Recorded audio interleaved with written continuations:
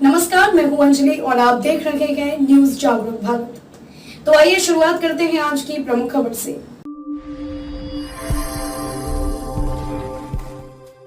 राजसमंद जिले के आमेट नगर पालिका चेयरमैन कैलाश मेवाड़ा और विधायक सुरेंद्र सिंह राठौर विकास के मुद्दे पर आमने सामने हैं। विधायक पर पलटवार करते हुए चेयरमैन मेवाड़ा ने कहा कि वह विधायक राठौर को खुले मंच पर बहस की चुनौती देते हैं। कैलाश मेवाड़ा ने कहा कि पिछले 4 साल में नगर पालिका में कांग्रेस का सत्ता आने के बाद क्षेत्र में अभूतपूर्व विकास के काम हुए हैं। नगर के विकास की बड़ी बड़ी समस्याओं को उन्होंने दूर करते हुए जनता को राहत देने की कोशिश की है। भाजपा के पिछले 5 साल के कार्यकाल और वर्तमान बोर्ड के 4 साल के कार्यकाल का अंतर आज जनता के सामने है। चेयरमैन कैलाश मेवाड़ा ने कहा कि एमएलए ने अपने फंड से नगर पालिका क्षेत्र में विकास के लिए एक भी पैसा खर्च नहीं किया। साथ ही विधानसभा भी क्षेत्र से जुड़ा कोई मुद्दा नहीं उठाया। कांग्रेस नेता के साथ मारपीट के आरोप पर सफाई देते हुए मेवाड़ा ने कहा कि मीटिंग में ऐसी कोई घटना नहीं हुई थी, सिर्फ गलतफहमी की वजह से विरोधी इसे मुद्दा बना रहे हैं। पालिका के विपक्षी पार्षदों द्वारा इस्तीफा मांगने पर चेयरमैन ने कहा कि दोषी व्यक्तियों के खिलाफ नियमानुसार कार्रवाई की गई है, वह गरीब और आम जनता के साथ है। आमेट से प्रभु गुर्जर की रिपोर्ट। उसके लिए माननीय सीपी साहब से रिक्वेस्ट करके हमने आमेट से जिलोला तक इस रोड को 7 मीटर का करवाया। यही एक सड़क हमारे आमेट क्षेत्र के आवागमन कमजोर थी, उसको भी हमने करवाया। हमने आमेट नगर के लिए रिंग रोड और बाईपास की जो हमारी बहुत नगर की बहुत बड़ी समस्या है, उसके रिंग रोड के लिए हमने डीएमटी फंड से 4 करोड़ रुपए लिए है और बहुत जल्द नगर पालिका के माध्यम से हम बाईपास का निर्माण करवाने जा रहे हैं। हम आपके माध्यम से विधायक महोदय को चुनौती देते हैं कि वो अगर विकास के नाम पे भी करे तो हमसे डेबिट कर ले या हमें बता दे उन्होंने क्या किया और हमने क्या किया, हम उसके लिए तैयार। विधायक के आमने सामने होना चाह रहे हो आप, बार बार डेबिट करने सवाल आपने मीडिया के माध्यम से मैं वो जिस तरीके की हर बार बात करते था हमने ये करवाया वो करवाया, मैं आपके माध्यम से ये कहता हूँ चाहता हूं कि डीएफटी की ये मेंबर है, वे भी एक मनोनीत सदस्य हूँ राज्य सरकार द्वारा, ये डीएफटी की बैठक में तक नहीं आते और पैसे सेंक्शन होने के बाद में प्रेस नोट जारी करते हमने इतने करोड़ के विकास कार्य डीएफटी से करवाए। आप इनसे पूछिए कि पहले तो कोरोना की वजह से ऑनलाइन मीटिंगें हुई, वर्चुअल मीटिंगों में कितने में से कितने में ये आए और किन किन मीटिंगों में इन्होंने कुछ डॉक्यूमेंट दिए और मीटिंग से पहले तो पब्लिक के सामने सार्वजनिक करे या डीएफटी अध्यक्ष माननीय कलेक्टर साहब को जो दिए और सार्वजनिक करे या हमारे सार्वजनिक करे। आपको दूध का दूध और पानी का पानी हो जाएगा कि किस व्यक्ति ने क्षेत्र के लिए विकास की बात की और नहीं की। आपको बताया ना तो मैंने थप्पड़ मारी है, हमारे माननीय सचिव योगेंद्र सिंह सचिव प्रदेश सचिव बने, उनके सम्मान समारोह का प्रोग्राम माननीय ब्लॉक अध्यक्ष जी द्वारा रखा गया, उसमें मैं भी गया, सभी कार्यकर्ता थे। प्रोग्राम समाप्ति के बाद एक सामूहिक फोटो के लिए हम लोग खड़े थे, उसमें प्रभु सिंह जी नारे लगाते लगाते मेरे आगे आगे खड़े हुए तो मैंने उनको हाथ से इशारा किया कि आप साइड में रहिए।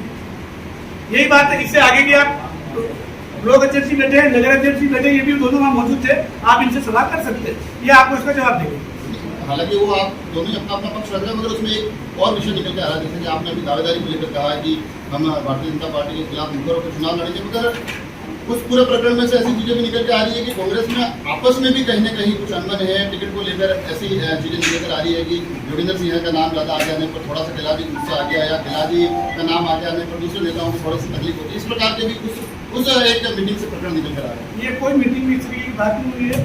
हम पूर्व में भी सूरज सिंह जी द्वारा भी जब एक प्रोग्राम रखा गया रिचेड में, तब भी हमने उस मंच से यही कहा था सभी ने कि जिसको भी कांग्रेस पार्टी टिकट देगी हम सभी उसके साथ तन मन धन से साथ में रह के और कांग्रेस प्रत्याशी को विजय बनाएंगे। हम उस स्टैंड पे आज भी कायम है, पार्टी जो भी उचित लगेगा जिसको भी कैंडिडेट बनाएगी हम उसके साथ हैं। ठीक है। और रही बात, मैं आपको और बता दूं, विधायक महोदय द्वारा धमकाने की जो बातें की जा रही है, तो मैं आपको बता दूं कि ये हमारी प्रवृत्ति नहीं रही है, ये माननीय विधायक महोदय जी की प्रवृत्ति रही है कि लोगों को धमकाना और डराना। जब ये पहली बार मिनिस्टर बने तब योगेंद्र सिंह जी थे यहाँ पे, कुंदन सिंह जी के अकाउंट से काम करते थे, उनके कार्य देखते थे, उनके घर पर सरकारी गाड़ी लेके अपने गनमैन के साथ शराब के नशे में गए थे और उनको धमकाया था। उनके खिलाफ मुकदमा दर्ज हुआ, हाई कोर्ट तक वो मुकदमा चला, ये कार्य उनका है। जैसा कि हमारे नेता प्रतिपक्ष रमन जी, उनके पिताजी को कई बार वो धमका चुके हैं कि मैं आपको वापस देवगढ़ भेज दूंगा। धमकाने का कार्य और डराने का काम हम नहीं करते, हम जो भी होती है मुंह पे बोलते हैं और स्पष्ट बात करते हैं। और रही बात भ्रष्टाचार की, तो मैं आज आपको बता दूं, भ्रष्टाचार की माननीय विधायक महोदय पहली बार विधायक बने तब तो इन्होंने भ्रष्टाचार की शुरुआत की। उसमें सबसे बड़ा भ्रष्टाचार का मुद्दा है श्री राम धर्मशाला आमेर। यह पहला उनका भ्रष्टाचार, जहाँ आमेर की पब्लिक और आसपास के लोग 4 बजे दर्शन करने जाते थे, पुराने जमाने में लोग आते थे, वो लोग सराय में रुकते थे, 5 रुपए 7 रुपए उसका किराया लगता था। उस समय आमेर के अंदर कोई भी होटल नहीं थी और कोई धर्मशाला नहीं थी।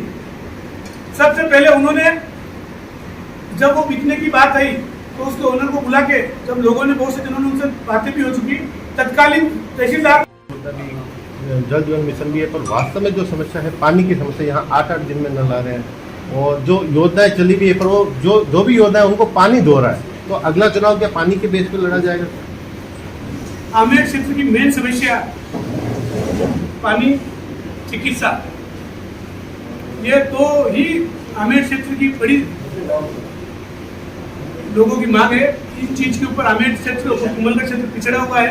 हमारी प्रायोरिटी ये रहेगी सबसे पहले, जैसा कि अभी माननीय हमारे विधायक जी ने पिछले दिनों हमारे कांग्रेस के नेता दिलीप सिंह राव का जन्मदिन था, उस दिन उन्होंने कहा था कि जाखम बांध से जल जीवन मिशन के तहत एक परियोजना लाई जाए, वाटर लिफ्टिंग की परियोजना लाई जाए, जिससे राजसमंद जिले के रेलमुंगरा तहसील, राजसमंद और आमेर तहसील के कुछ गांव तहसीलों को पूर्ण पानी की जलापूर्ति अगले 2 सालों में वहां से हो जाएगी, ऐसा उन्होंने बताया था। और वही बात माननीय विधायक महोदय के जन्मदिन के ऊपर भी सांसद महोदय बता रही थी। वो तो अजमेर में उन्होंने जल शक्ति मंत्री ने घोषणा की है झारखंड से पानी लाने की। ये जल जीवन मिशन के तहत है, इसकी घोषणा राजस्थान सरकार और सेंट्रल गवर्नमेंट के दोनों संयुक्त उपक्रम है। ये इसके लिए राजस्थान के पीएचडी मंत्री महेश जोशी जी द्वारा भी यह पहले 2 बार बात कही जा चुकी है कि हम राजसमंद और उदयपुर के क्षेत्र के लिए झारखंड से पानी की लिफ्ट करके जिन जगह पर पानी की समस्या है वहाँ की समस्या का निराकरण करेंगे। अभी प्रदेश में आपकी कांग्रेस की सरकार है, तो फिर आप क्यों नहीं कर पा रहे ये इसका समाधान?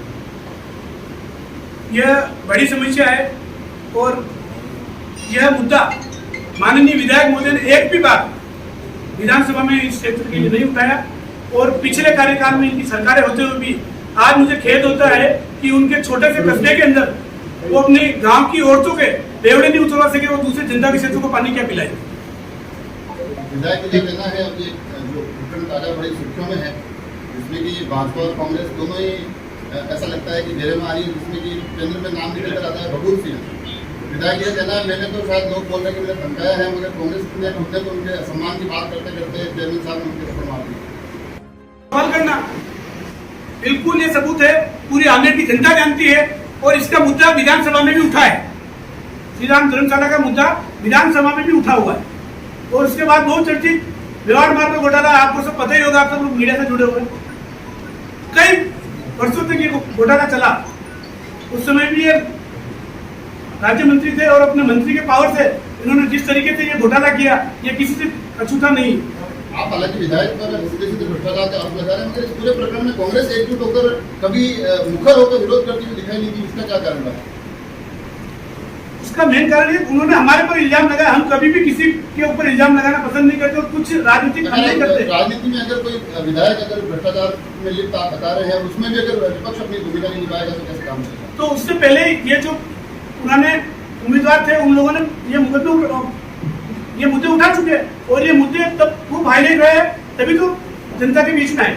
और आज भी ये हमारे ऊपर आरोप लगा रहे, तो मैं आपको बता रहा हूँ, आरोप लगाने से पहले अपने अंदर उनको जानना चाहिए विधायक महोदय को। और मैं ऐसे ही उनके भ्रष्टाचार की बातें करूं तो बहुत लंबी चौड़ी है। हाँ, मैं आपके माध्यम से ये उनको कहना चाहता हूँ कि अगर भ्रष्टाचार की बात करें तो एक दिन आमेर नगर के गांधी चबूतरे पे आप सभी मीडिया बंधु और नगर के बंधुओं के साथ में अगर एक डेबिट कर ले, मैं आमने सामने बैठ के हर चीज को स्पष्ट करूंगा और दावे के साथ बताऊंगा कि इन्होंने क्या किया और हमने क्या किया। अगर हम हमारे ऊपर कोई आरोप करता है, अगर मेरे ऊपर एक भी आरोप सिद्ध होता है तो मैं राजनीति से संन्यास ले लूंगा या उस मंच के माध्यम से वो उनको जो अच्छा लगे वो घोषणा करें। भैया आपके माध्यम से कहना चाहता हूँ, ऐसी कई लिस्टें हैं मेरे पास, जैसा कि वो विकास की बात करते हैं। मैं आपको आगे बता दूं कि पिछले बीजेपी कार्यकाल में और हमारे 3.5 साल के विकास में कितना अंतर है। आप लोग भी आज से 3 साल पहले 3.5 साल पहले आमेट आए होंगे और आज के आमेट में आपको कितना अंतर दिखता है आप खुद बता पाओ, उसको महसूस करते होंगे।